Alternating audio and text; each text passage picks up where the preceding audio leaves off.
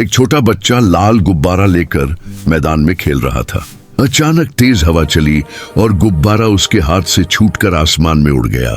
बच्चा उदास होकर उसे देख रहा था। तभी एक छोटी सी चिड़िया उड़कर आई और चहचहाते हुए गुब्बारे को अपनी चोंच से नीचे की ओर धकेलने लगी। धीरे धीरे गुब्बारा नीचे आया और बच्चा खुश होकर उसे पकड़ लिया। बच्चा मुस्कुराकर बोला, धन्यवाद छोटी दोस्त। चिड़िया भी खुशी से पंख फड़फड़ाते हुए आसमान में उड़ गई।